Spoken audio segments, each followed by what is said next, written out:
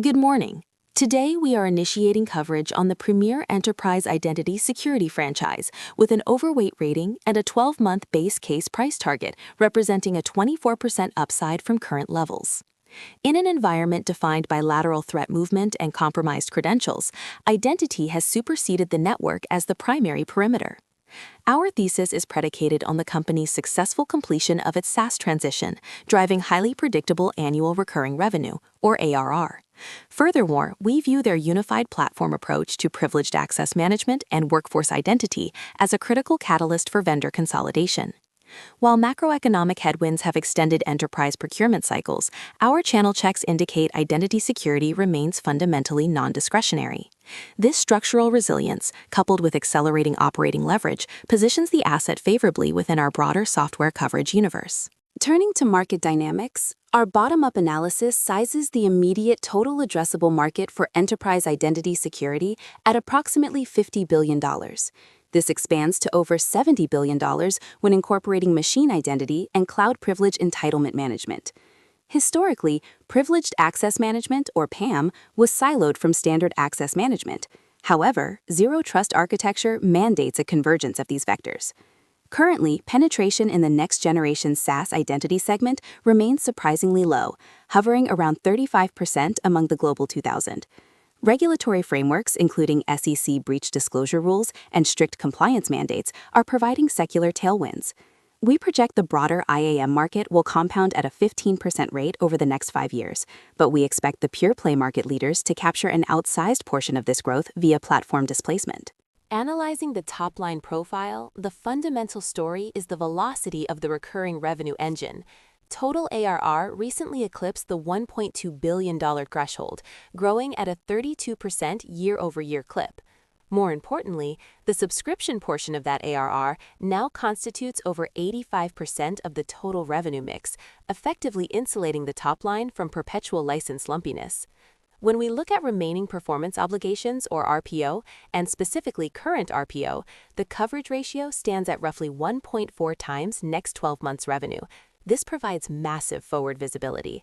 Our models project a conservative 26% ARR CAGR over the next 36 months, driven primarily by upselling existing cohorts onto the newer, higher-margin cloud-native platform modules. The execution risk of the SaaS transition is entirely in the rearview mirror. Drilling down into unit economics, the retention metrics underscore the platform's extreme stickiness. Gross revenue retention consistently tracks above 97%, while net retention rate, or NRR, has stabilized at 115%. This 115% NRR indicates a highly efficient land and expand motion, where the initial deployment of core PAM leads to subsequent adoption of secrets management and endpoint privilege security. Consequently, the LTV to CAC ratio is sitting at a highly robust 6.5x, well above the SaaS industry standard of 3x. Furthermore, gross margins on the subscription side have expanded by 300 basis points over the last 8 quarters to reach 86%, benefiting from public cloud infrastructure optimization and economies of scale. These underlying mechanics dictate a highly efficient customer acquisition engine. The pivot from a growth-at-all-costs model to a focus on durable profitability is fully materializing. The company is now firmly entrenched in Rule of 40 territory, scoring roughly a 45 when combining a 28% top-line growth with a 17% non-GAAP operating margin. Free cash flow margins are particularly compelling. Operating cash flows have re-accelerated as working capital dynamics normalize post-SaaS transition. We project unlevered free cash flow margins to expand from 12% in the current fiscal year to 22% by FY26. This margin expansion is driven by a deceleration in absolute headcount growth and increased leverage in sales and marketing spend, which has declined as a percentage of revenue from 48% to 41% sequentially. The path to robust FCF generation is de-risked. Assessing the competitive moat, the strategic advantage lies in platform consolidation. IT infrastructure teams are actively rationalizing their security vendor stacks. Point solutions dealing separately with human identity, machine identity, and developer secrets are being rotated out in favor of unified architectures. This company's centralized policy engine acts as the definitive source of truth for all enterprise access. Competitively, while hyperscalers offer basic identity layers, they lack the multi-cloud, granular administrative controls required by highly regulated entities. Additionally, the integration ecosystem is a massive barrier to entry. With over 800 pre-built integrations into hybrid legacy and cloud-native IT environments, ripping and replacing this platform introduces prohibitive operational risk to the enterprise. The switching costs are effectively insurmountable. Shifting to valuation. At current trading levels, the stock trades at roughly 9.5 times enterprise value to next 12 months revenue and 38 times EV to free cash flow.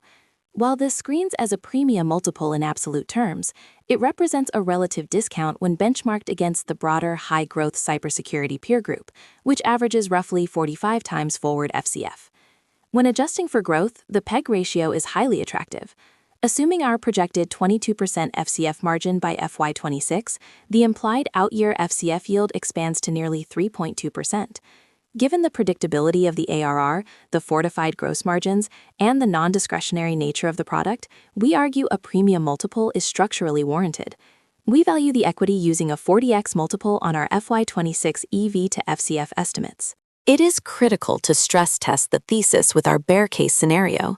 The primary downside risk is a severe macroeconomic contraction leading to frozen IT budgets, which would manifest as lengthening sales cycles and decreased net new logo acquisition. Additionally, we are monitoring pricing pressure from massive hyperscalers who are increasingly bundling basic identity management into broader enterprise agreements. If the perceived gap between good enough hyperscaler security and premium identity security narrows, it could impair the company's pricing power and compress NRR down to the 100% to 105% range. In this downside scenario, modeling a deceleration of ARR growth to 15% and compression of the FCF multiple to 25x, our bear case price target sits at $140, implying a 29% downside from current levels. Conversely, our bull case assumes an acceleration of hyperconvergence in the security stack.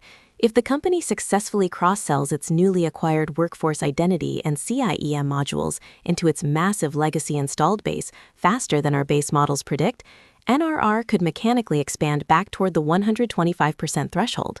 Furthermore, as regulatory bodies issue punitive fines for identity-related breaches, board-level mandates could pull forward procurement timelines.